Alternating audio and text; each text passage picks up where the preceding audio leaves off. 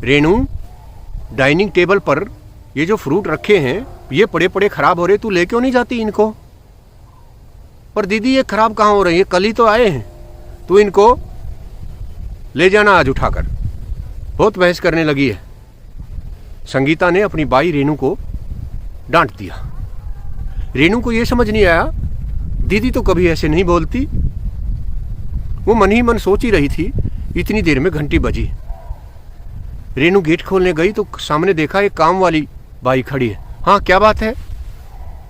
Ma'am साहब ने बुलाया है। उसने दरवाजा खोल दिया। नमस्ते बीबी जी, आपने बुलवाया था? हाँ हाँ बताओ। कल से काम पर आ जाना। झाड़ू पोछा बर्तन सब तुम क्या करोगे। मैंने ये रेनू को हटा दिया है। रेनू को एकदम से झटका लगा, ये क्या, मुझसे क्या भूल हुई है? लेकिन संकोचवश वो कुछ भी नहीं बोली। नई बाई कहने लगी, बीबी जी खाना नहीं बनवाओगे? तो संगीता बोली, नहीं, खाना तो रेनू ही बनाएगी। कुछ राहत रेनू को मिली।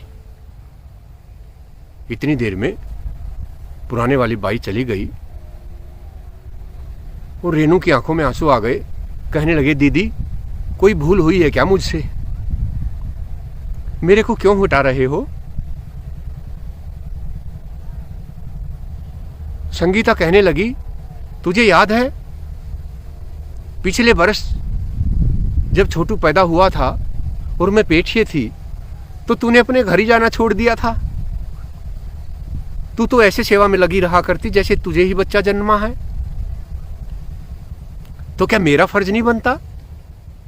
तू पेट से है, मुझे तेरी चिंता नहीं होगी?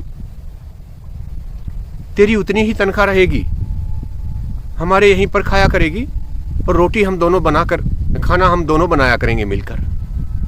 इस बार तो रेनू अंदर तक भीग गई थी। जब भी हम अपने से छोटे को ये अपनत्व देते हैं तो कितने अच्छे भाव उसके मन में पैदा होते हैं, ये हम लोग नहीं समझ सकते। ये वही समझ सकता है जिसके साथ ऐसा हुआ हो। आपके घर में भी कोई ना कोई रेनू आती होगी, आपके घर में भी कोई काम करने वाला आता होगा, आपके दफ्तर में भी कोई आपसे छोटी पोस्ट पर काम कर रहा होगा। एक बार उसे थोड़ा सा प्यार देकर तो देखिए, कितनी खुशी उसे होती होगी और कितने आशीष और दुआएं आपको वो देगा। आप जानकर अचंभित हो जाएंगे। Thank you.